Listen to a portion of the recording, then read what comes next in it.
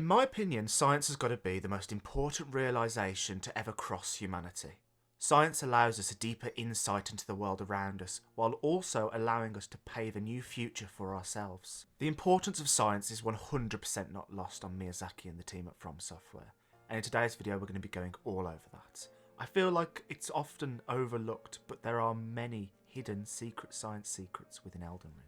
I'm not going to sit here for 2 minutes talking about a nothing burger, so without any dilly-daddling, let's get to it.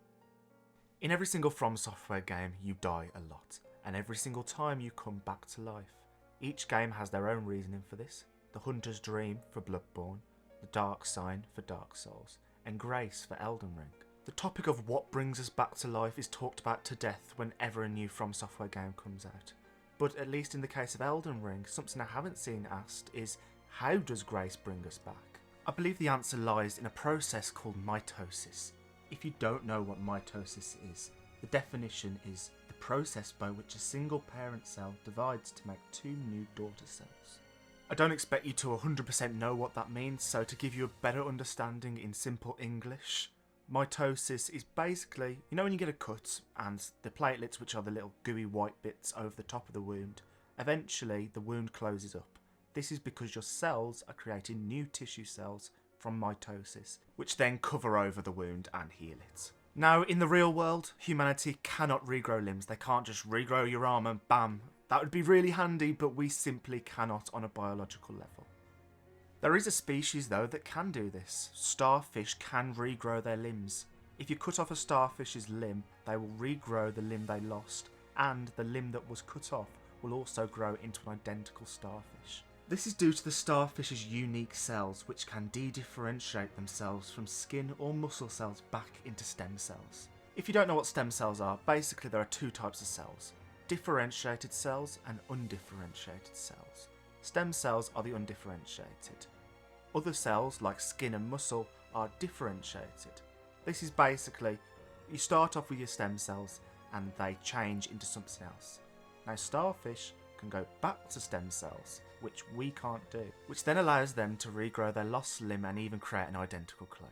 Something that might be floating around in your noodles is, what on earth has this got to do with anything? If humans cannot differentiate their cells in the same way that starfish can to regrow limbs and their body, what on earth has it got to do with anything to do with the Tarnished and how they come back to life? Well, the simple answer there is, I believe that Grace alters the Tarnished on a biological level. We do not know how this world's rules play. Obviously there's still examples of our rules, for example gravity and the law of conservation of energy, but we don't know the added laws that exist in the lands between. Not to mention there's quite literally bloody gods just roaming around. This world doesn't play 100% by our rules, but we can use the rules from our world to sort of fill in bits and pieces, which is exactly what we're doing today. When our character dies, we sort of disappear into a puff of ashes. These ashes fly away and disappear. These sort of same ashes can actually be seen for the paths trailing next to Grace. What it seems like to me is we are broken down into these particles which are then returned to Grace, where then mitosis is performed on a big level. Now, I don't know how they fit all of our genetic code inside these little ashes, but to me that seems to be what's going on. Now, again, it goes back to what I just said. This is a game which has its own rules, and this seems to be possible in their world. Now, to my knowledge, it isn't possible in this world, but that doesn't mean that it's not possible in this world. I think Glintstone is a really cool thing inside of Elden Ring, and it's only been recently that I've actually questioned on what Glintstone is. I believe Glintstone is a giant covalent structure. A giant covalent structure is multiple atoms which are covalently bonded together. But then those covalent bonds bond to more covalent bonds, creating this massive structure. Great examples of giant covalent structures are diamond, graphite and silicon dioxide.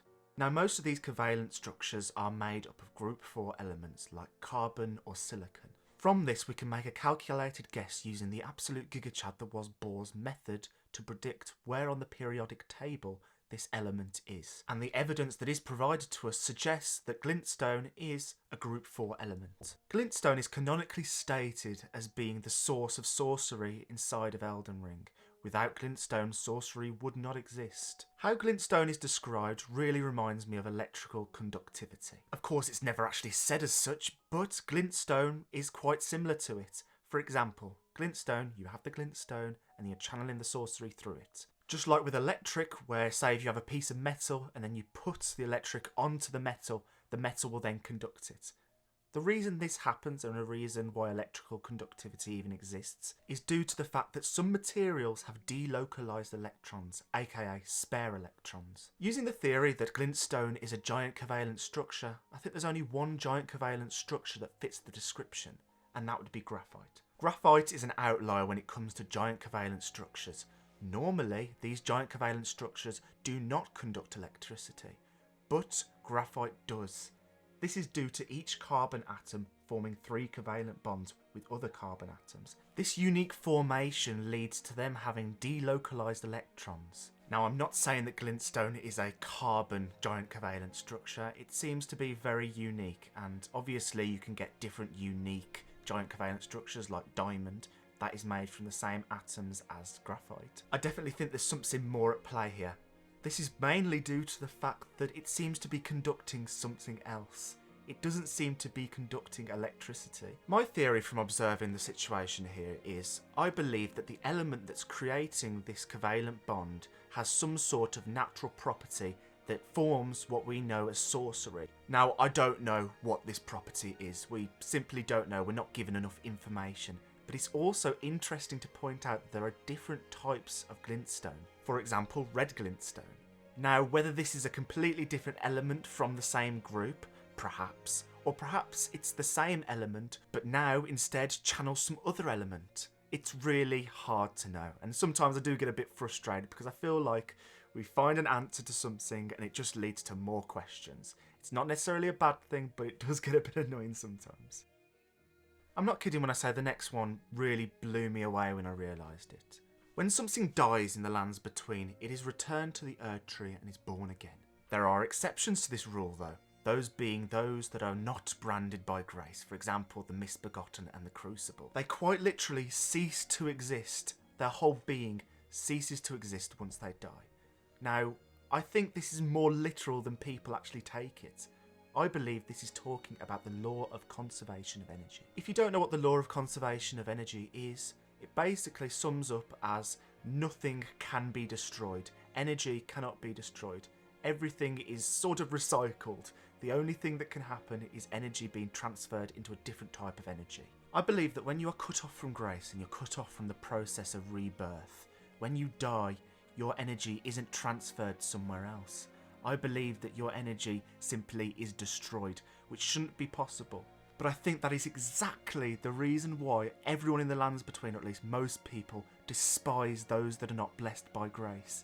It's because to them it is vile, that it's a wrong thing that shouldn't be possible, and yet here it is, living proof of it in the fact that they cease to exist upon death. I've always found it really odd, the unfathomable hate that people in the lands between have for those that are not blessed by grace. But I think this might give a better understanding on why they might hate them.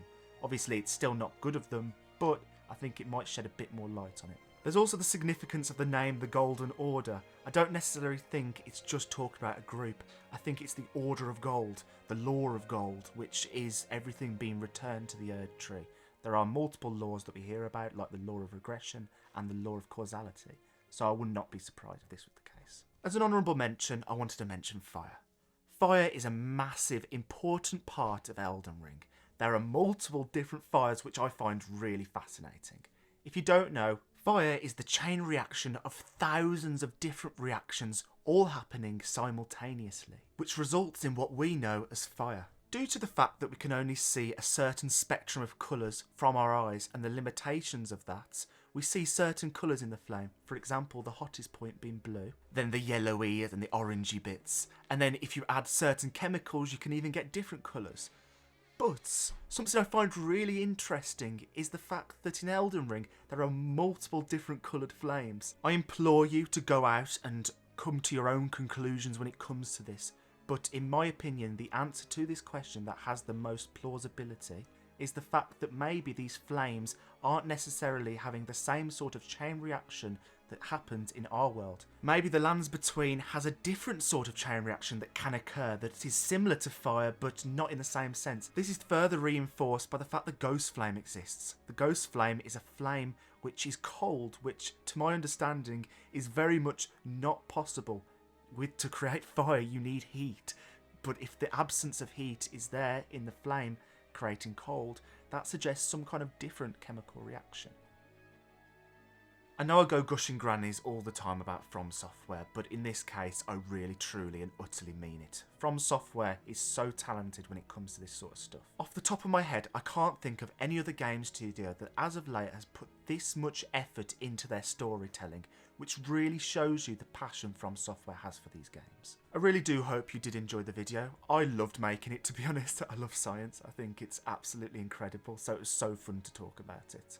If you did enjoy the video, please consider leaving a like and subscribe, as it greatly helps the channel. If you liked this style of content, we have tons more like it. I think I have about 65 to 70 lore videos, so a ton of stuff to dig into. I'm not going to hold you any longer, so yeah, I hope you have a great rest of your day, and may you find your worth in the waking world. Goodbye everyone.